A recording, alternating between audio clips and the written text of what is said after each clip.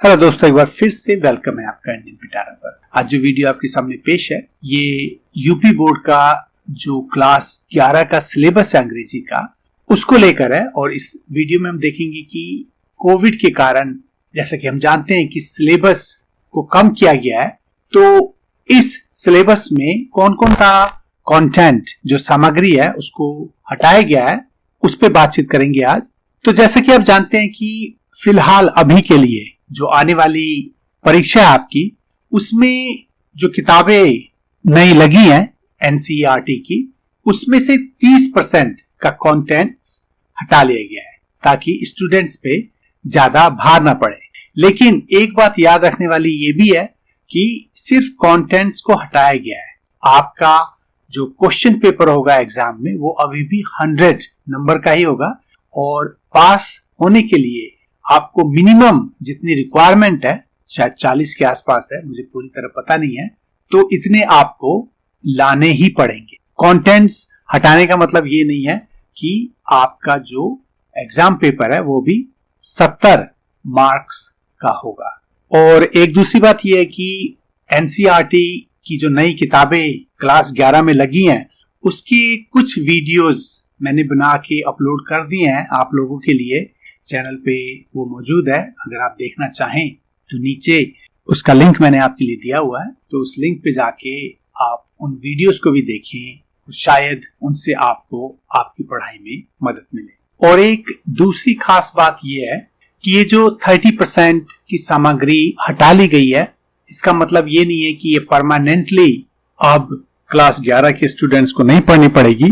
जब ये पेंडेमिक का खतरा टलेगा या हट जाएगा तो हो सकता है कि इन सामग्री को फिर से पाठ्यक्रम में जोड़ दिया जाए, तो ये तो आने वाला वक्त ही बताएगा। तो चलिए सबसे पहले देखते हैं उन चैप्टर्स को जिन्हें आने वाली परीक्षा के लिए हटा दिया गया है। तो प्रोज सेक्शन में 3 चैप्टर्स हैं, the browning version, the adventure, silk road. Poetry section में एक पोएम है जिसको हटाया गया, वो है फादर टू सन।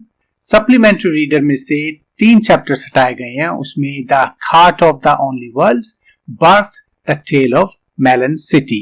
तो ये जो 7 चैप्टर्स हैं, इन्हें आपको नहीं पढ़ना पड़ेगा आने वाली परीक्षा के लिए, और इनमें से क्वेश्चंस आपको नहीं आएंगे। अब हम आते हैं उन चैप्टर्स पर जिन्हें आपको पढ़ना है। और जो क्वेश्चन पेपर होगा, जैसा कि मैंने आपको बताया कि 100 मार्क्स का होगा, और यहाँ पे देख सकते हैं आपकी ये जो 100 मार्क्स हैं उन्हें सेक्शंस में बांटा गया है। तो जो सेक्शन ए है रीडिंग का, उसमें मैक्सिमम 12 मार्क्स के क्वेश्चंस होंगे। इसमें एक लॉन्ग पैसेज होगा जिसके कि 3 छोटे आंसर वाले क्वेश्चंस होंगे और 2 वोकैब्युलरी जो शब्द अर्थ के क्वेश्चन होते हैं वो होंगे। तो इस तरह इस सेक्शन में 5 क्वेश्चंस आएंगे और मैक्सिमम 12 मार्क्स आप इसमें ला सकते हैं। सेक्शन बी जो राइटिंग का है वो मैक्सिमम 20 मार्क्स का होगा। इसमें आपको report writing, note making and summary जैसे विषय पर क्वेश्चंस पूछे जाएंगे, उसमें 5 मार्क का क्वेश्चन होगा। इसी तरह ऐसे आर्टिकल में 10 मार्क्स के क्वेश्चंस होंगे, और letter to the editor, business letter, complaint letter, किसी संपादक को चिट्ठी लिखना, एक बिजनेस लेटर लिखना, या एक शिकायत का जो लेटर होता है उसे लिखने के लिए आपको बोला जाएगा, और उसमें 5 मार्क्स का क्वेश्चन होगा। तो या तो संपादक के नाम की चिट्ठी, या बिजनेस लेटर, या कंप्लेंट लेटर, इन तीनों में से एक आपको लिखना होगा। अब हम आते हैं सेक्शन सी में जो कि 28 मार्क्स का होगा और ग्रामर से रिलेटेड होगा। ग्रामर में आपको 10 छोटे आंसर वाले क्वेश्चन पूछे जाएंगे जो कि नरेशन में, नरेशन कहते हैं जैसे कि डायरेक्ट और इनडायरेक्ट स्पीच, सिंथेसिस जब आप किसी 2 या उससे ज्यादा वाक्यों को मिला के एक वाक्य में बनाते हैं, ट्रांसफॉर्मेशन, वाक्यों को बदलते हैं, सिंटेक्स में आप कही हुई बात को एक दूसरी तरह से कहते हैं, लिखते हैं, ऐसे क्वेश्चंस होते हैं उसमें। Idioms and phrases, phrasal verbs, जो मुहावरे कहावतें होती हैं, ऐसे क्वेश्चंस आएंगे इसमें। सिनोनिम्स, एंटोनिम्स, पर्यायवाची शब्द, विपरीत शब्द और वन वर्ड सब्स्टिट्यूशन, किसी डेफिनेशन को एक शब्द के द्वारा परिभाषित करना, और होमोफोन जिसमें कि शब्द के उच्चारण तो एक जैसे होते हैं लेकिन उनके मीनिंग्स अलग अलग होते हैं। तो इस तरह के 10 क्वेश्चंस होंगे और एक क्वेश्चन 2 मार्क का होगा और इसमें 20 मार्क्स तक आएंगे। और ग्रामर का जो दूसरा सेक्शन है उसमें ट्रांसलेशन आपको करनी होगी हिंदी से अंग्रेजी में, और उसमें आपको मैक्सिमम 8 मार्क्स तक मिलेंगे और इस तरह 28 मार्क्स का ग्रामर का सेक्शन पूरा होता है।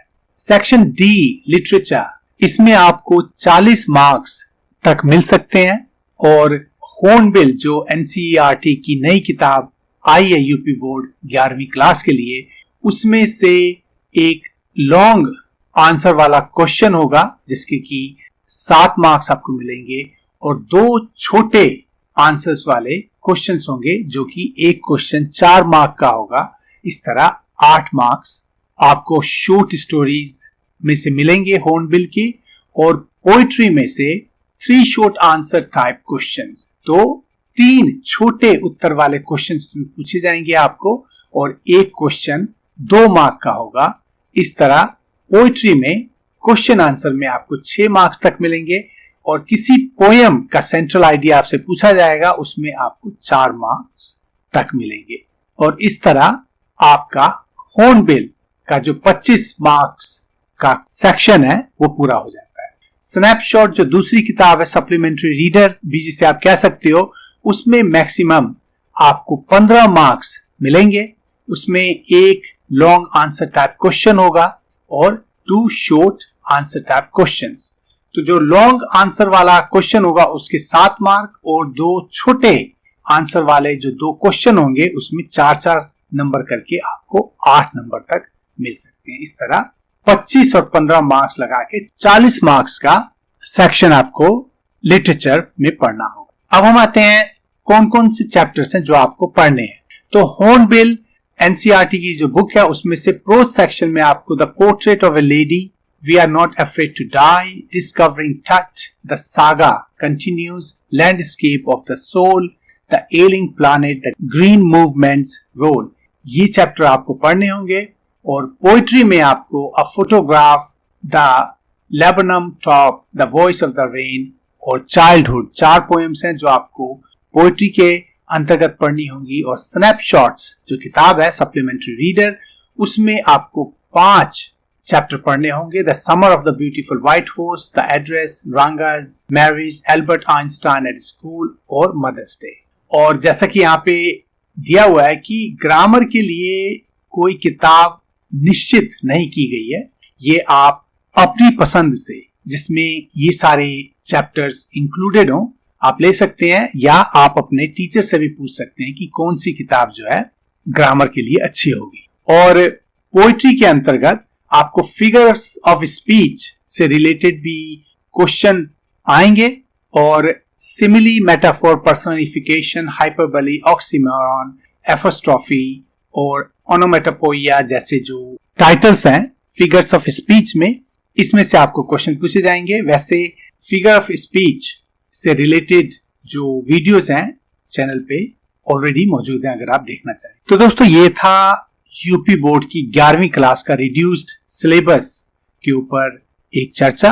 होपफुली आपको पसंद आया हो, जरूर बताइएगा कैसा लगा और अपने कमेंट्स जरूर दीजिएगा। वीडियो अच्छा लगा हो तो लाइक और सब्सक्राइब करना ना भूलें। जल्दी आपसे एक नई वीडियो में फिर मुलाकात होगी। तो आज के लिए इतना ही।